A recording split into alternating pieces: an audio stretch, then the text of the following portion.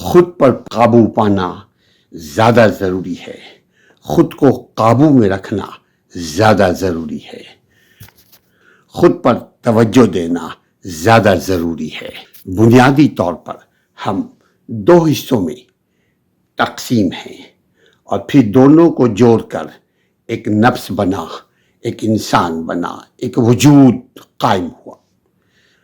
تو ایک جسم اور ایک جسم کے اندر روح، اپنی روح کو پاک، اپنی روح کو صاف، اپنی روح کو گائیڈیٹ کرنے کے لیے ضروری ہے کہ روح کی تربیت کی جائے۔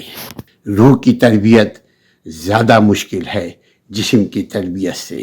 روح کی صحت زیادہ ضروری ہے جسم کی صحت سے۔ جسم کی صحت مرہم پٹی لگا کر کے ہم صحیح کر سکتے ہیں، ہم گزارا کر سکتے ہیں، لیکن روح کی ہم نہ فوری تربیت کر سکتے ہیں، نہ فوری مرہم پٹی کر سکتے ہیں، نہ فوری علاج کر سکتے ہیں۔ روح کی تربیت چونٹی کی رفتار سے چلتی ہے۔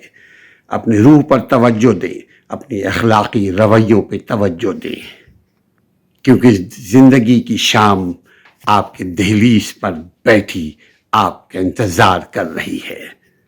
انسانی طاقت ایک فریب ہے، انسانی طاقت کا مظاہرہ ایک دھوکہ ہے، ایک خود فریبی ہے۔ بہتر روح، مضبوط انسان کی پہچان ہے۔ انسان جانے کے بعد، مرنے کے بعد، جدا ہونے کے بعد بھی کافی عرصے تک زندہ رہ سکتا ہے اپنی اخلاقی رویوں کے ساتھ، اپنی روح کی تربیت کے ساتھ۔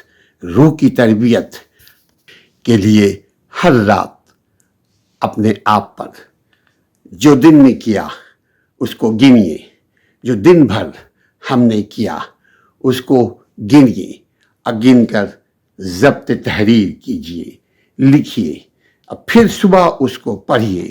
آپ دیکھیے کہ کل ہم نے کیا غلطی کی، آج کیا وہی ہم غلطی کریں گے؟ ان غلطیوں کے صلے میں ہم نے کیا پایا، کیا انعام پایا، کیا سزا پائی؟ سزا ملتی ہے، مگر اگر روز روز ہم اسے گنیں، روز روز اسے ہم اکاؤنٹیبل کریں اپنے روح کے سامنے، چونکہ روح کی سچائی آپ چھپا نہیں سکتے۔ دوسروں کو زبانی یا اپنی طاقت کے مطابق سزا دینے میں اپنے روح کو زخمی مت کیجیے۔ دوسروں کو شکست دینے کی فکر میں اپنی انرجی کو ضائع مت کیجیے، چونکہ آپ دوسروں کو شکست دیتے دیتے خود ہار جاتے ہیں۔